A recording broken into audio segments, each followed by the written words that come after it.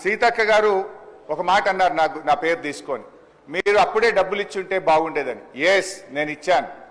మా గౌరవ కేసీఆర్ గారి ఆదేశాల మేరకు పల్లె ప్రగతి కింద ప్రతి నెల 275 కోట్ల రూపాయలు మేము గ్రామ పంచాయతీలకు ఇచ్చాం.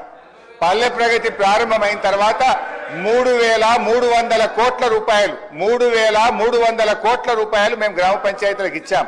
ఒకవేళ మీరు ఆ పద్ధతిని కొనసాగించుంటే నెల 275 కోట్లు ఇచ్చుంటే ఇవాళ ఈ బకాయిలు ఉండేటియే కాదు అనేటువంటి విషయాన్ని మనం చేస్తా ఉన్నా. ఇవాళ కాంగ్రెస్ పార్టీ ఈ సర్పంచుల పాలిట, పేద కాంట్రాక్టర్లు, ఎంపీటీసీలు, జెడ్పీటీసీల పాలిట ఈ హస్తం గుర్తు భస్మాసుర హస్తమై కూర్చున్నది. ఇవాళ వాళ్ళ ఉసురు పోసుకుంటున్నారు. సో దయచేసి మంత్రి గారిని నేను స్పష్టంగా అడిగా, సంవత్సర కాలంలో మీరు క్లియర్ చేయలేదు. ఒక్క నవంబర్లో బడా కాంట్రాక్టర్లకు 1,200 ఇచ్చారు. అందులో సగం ఇస్తే సర్పంచ్ల బిల్లులు క్లియర్ అవుతుండే. ఎప్పట్లోకి ఇస్తారో స్పష్టంగా చెప్పండి అంటే త్వరలో ఇస్తాం, చూస్తాం, చేస్తామన్నారు.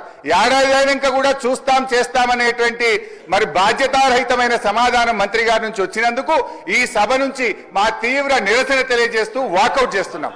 मज़ीद ताज़ा तरीन खबरों को देखने के लिए आप देखते रहिए फ्लैश 9 न्यूज़। चैनल को लाइक, शेयर और सब्सक्राइब करना ना भूलें।